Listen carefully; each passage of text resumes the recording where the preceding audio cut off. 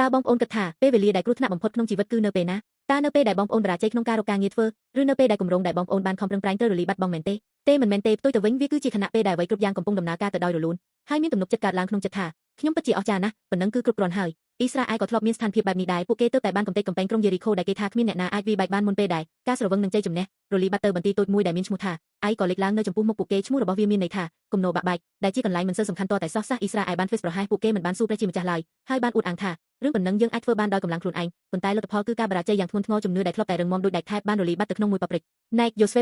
7:19 ហេតុអ្វីបានជារឿងនេះកើតឡើងព្រះគម្ពីរបានចង្អុលបង្ហាញពីអំពើបាបរបស់បុរសម្នាក់ឈ្មោះអាកានពាក្យដែលប្រើនៅទីនេះគឺ Mel ដែលវាមិនមែនមានន័យត្រឹមតែការលួចរបស់របរប៉ុណ្ណោះទេប៉ុន្តែមានន័យថាជាស្ថានភាពដែលទំនាក់ទំនងនៃទំនុកចិត្តជាមួយព្រះជាម្ចាស់មានស្នាមប្រេះស្រាំបើប្រើពាក្យសម័យទំនើបនេះគឺជា moral hazard គ្រោះថ្នាក់ខាងសីលធម៌នៅពេលដែលប្រព័ន្ធដំណើរការបានល្អហើយជ័យជំនះមានបន្តបន្ទាប់មនុស្សម្នាក់ក៏ចាប់ផ្ដើមលួចស្វែងរកផលប្រយោជន៍ផ្ទាល់ខ្លួនក្នុងទីកំបាំងគ្រាន់តែខ្ញុំម្នាក់ឯងជោគជ័យប៉ុណ្ណឹងហើយយកបន្តិចបន្តួចមិនអីទេភាពធ្វេសប្រហែសនោះហើយដែលបំផ្លាញសហគមន៍ទាំងមូលសូមចងចាំថាយ៉ាមិនដួលរលំដោយសារស្ទើរខាងក្រៅដែលខ្លាំងក្លានោះទេប៉ុន្តែពួកគេដួលរលំដោយសារចំណុចតូចនៅខាងក្នុងពោលគឺការដាច់ដោយនៅទំនុកចិត្តជាមួយព្រះដែលធ្វើឲ្យជើងរបស់ពួកគេត្រូវចំពុះដួលដោយសារមនុស្សទើទីកន្លែងនៃបរាជ័យនេះបានក្លាយជាច្រកភ្នំអាកោឬច្រកភ្នំនៃសេចក្តីទុក្ខវេទនាជីវិតរបស់យើងក៏ដូច្នោះដែរប្រសិនបើយើងត្រូវបានចាញ់បោកដោយភាពជោគជ័យបំភ្លេចព្រះជាម្ចាស់ហើយបំពេញតណ្ហារបស់ខ្លួនឯងនោះយើងនឹងឈរនៅក្នុងច្រកភ្នំនៃសេចក្តីទុក្ខដែលមិនអាចទ្រាំទ្របានដោយកម្លាំងខ្លួនឯងយើងមិនអាចដោះស្រាយបញ្ហាបាបនេះឬស្ដារទំនាក់ទំនងដែលខូចខាតនេះបានឡើយប៉ុន្តែដំណឹងល្អចាប់ផ្ដើមនៅទីនេះប្រសិនបើច្រកភ្នំអាកោក្នុងសញ្ញាចាស់គឺជាកន្លែងនៃសេចក្តីជំនុំជម្រះដែលគ្មានសង្ឃឹមព្រះជាម្ចាស់បានសន្យាតាមរយៈហោរាហូសេថានឹងបដូរច្រកភ្នំនេះទៅជាទ្វារនៃសេចក្តីសង្ឃឹមវិញហើយសេចក្តីសន្យានោះត្រូវបានសម្រេចក្នុងព្រះយេស៊ូវគ្រីស្ទនៅពេលដែលយើងក្បត់ទំនុកចិត្តរបស់ព្រះជាម្ចាស់ Mel ដូចជាអាការហើយធ្លាក់ក្នុងអំនួតព្រះយេស៊ូវបានយាងចូលទៅក្នុងច្រកភ្នំនៃបណ្ដាសា